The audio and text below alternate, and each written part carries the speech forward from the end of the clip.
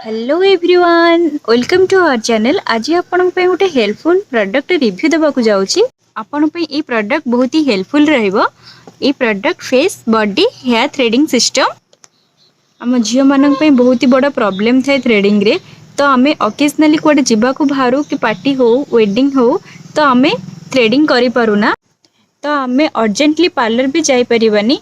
तो यही प्रोडक्ट द्वारा आम इजिली घरे फेस रो ऑल ओवर हेयर को थ्रेडिंग करि परिबा। यही पैकेज रे गोटे छोट बुक रही, तो आपण सेथुरु जाइकी थ्रेडिंग रो प्रोसेस भी देखि परिबे और सूता चेंज करिया प्रोसेस भी जानि परिबे। देखंतु ये केते इजीली स्ट्रेच भी हो जाउची। देखंतु ए छोट डब्बारे 10टा सूता रही, आउ गोटे सूता यही प्रोडक्ट रे सेट हेकी रही। तो एथिरु नेकी आपण आउ अलगा सूता यूज करि परिबे। तो चलंतु यही प्रोडक्ट द्वारा केमिति थ्रेडिंग होची आमे देखिबा। जो जगह रे आपणकर थ्रेडिंग करिवार थिबो आपण सिटी भलो भाबे पाउडर लगे देबे, काहे कि ना पाउडर लगेबा द्वारा हमको कम पेनफुल हे थाए और इजीली हेयर रिमूव हो जाय थाए।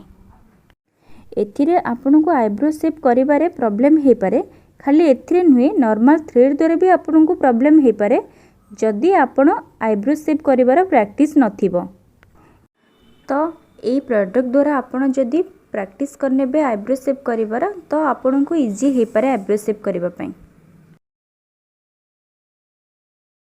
देखंतु एबे मो अपर लिप रे सब हेयर रिमूव हो जाइछि। जदि आपनको लागुछि आपनको सूता खराब हेछि तो आपण इजीली सूता चेंज करि परिबे। चलंतु एबे सूता सेट करिवार प्रोसेस जानिबा।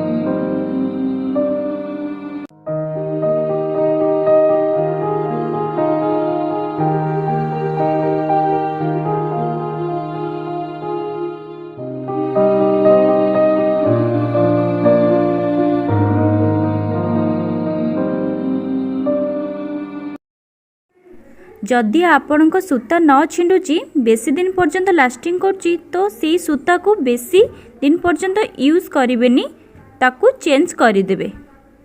एटा इलेक्ट्रोनिक रेजर नुहे कि जोटा खराब हो जिवो, एटा बहुत दिन पर्यंत लास्टिंग करिवो, खाली बास आपणको सूता चेंज करिकी यूज करिवार अछि।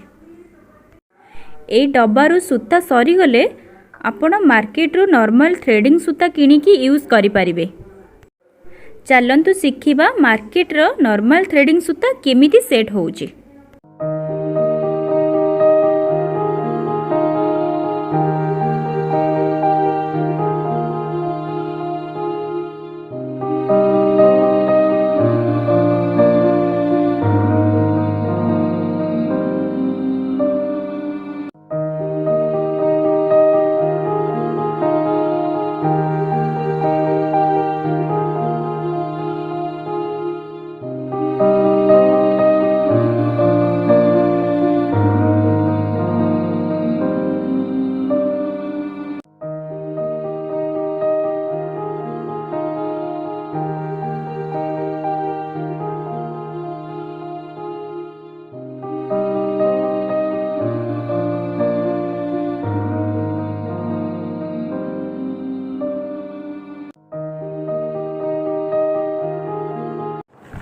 यही प्रोडक्ट रो लिंक डिस्क्रिप्शन में देइछि, तो आपण सेथुरु जाइकी किनि परिबे।